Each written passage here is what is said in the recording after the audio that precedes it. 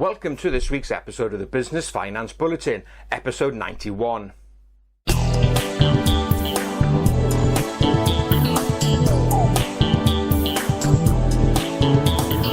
This week's episode of the Business Finance Bulletin. So what have I got for you in this week's episode? Well, I got some tips on late payment to make sure you don't get caught into a cash crunch. We're also going to be sharing some news about the SEIS scheme. If you're looking to raise equity and you're a startup, some tips around that. Also crowdfunding, and in my business finance tip of the week, a chat with a VAT specialist in which she shares some tips on how to avoid getting caught into a VAT trap. So let's start this week's bulletin with a look at a general survey that caught my eye carried out by short-term loan provider Liberis. And they looked at issues around planning, cash flow forecast and management of late payment. Now the first thing that came out of this survey is that 8 out of 10 businesses said they have a business plan. I'm not quite sure about that one. Certainly the clients that we deal with at Business Loan Services, I wouldn't say 80% of them have a plan. But hey, if you do, well done. Full marks. You know my view on business plans. They don't have to be the size of War and Peace. Just a one-page plan is sufficient.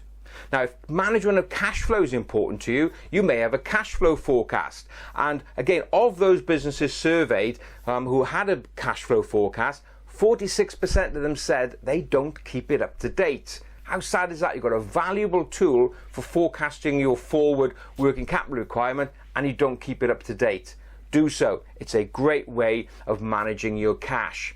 So what about late payment tips generally? Well, of those businesses they spoke to, 52% of them said when it comes to late payment, they're on the ball. They chase immediately. Full marks to those guys. That's exactly what you should be doing. 26% of them said they only chase if they have the time. Now, don't forget, cash is what keeps your business going. So you need to make the time. But bottom of the pile are the 21% of those surveyed who said they don't chase at all. Slap on the wrist, that's not how it should be. It's that old adage about he who shouts loudest. So make sure you get on the phone and chase what is due to you. So what are some of the tips that Liberis have come up with to help manage cash flow generally? Well, number one, have a credit control policy. Be very clear the basis on which you will do business and make sure your clients know your terms. Next, do forecast. If cash flow is tight, sit down and try and forecast exactly where your cash gaps are going to be so you can fill those gaps with short-term loans.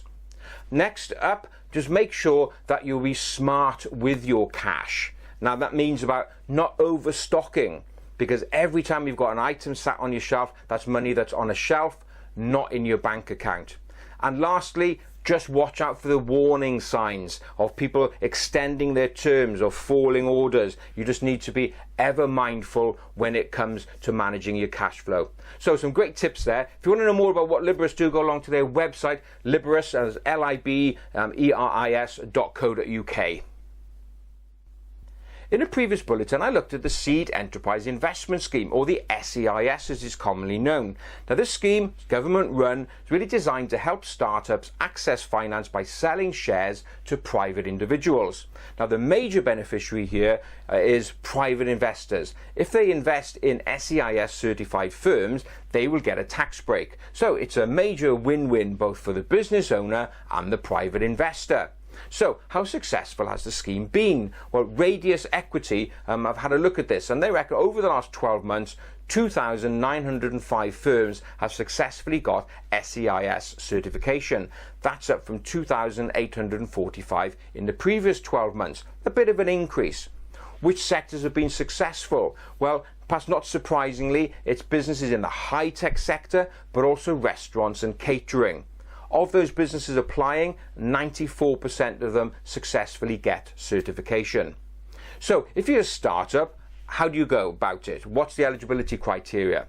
Well, first of all, you have to be a UK-based business, you have to be going 2 years or less, you have to have 25 employees or less, and be in an eligible sector.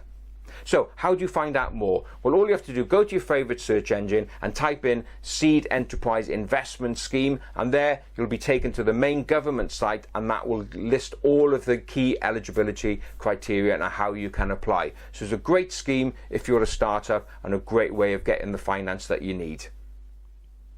Let's turn now to crowdfunding. A new report out this week carried out by Centre for Economics and Business Research in conjunction with the payments firm Fiserv had a look at some of the issues facing growing businesses. And one of those issues, of course, access to finance.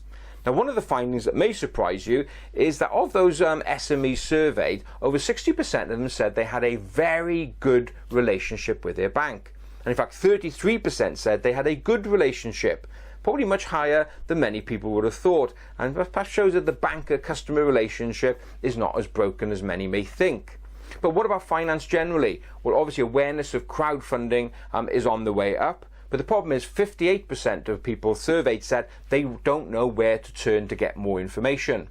So how successful is the sector?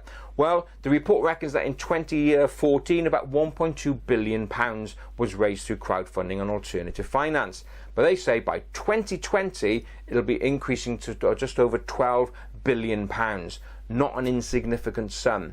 So if you want to know more about crowdfunding and alternative sources of finance, don't forget, keep subscribed to this bulletin or check out our website businessloanservices.co.uk and you'll find much more information about crowdfunding there. Let's turn now to VAT.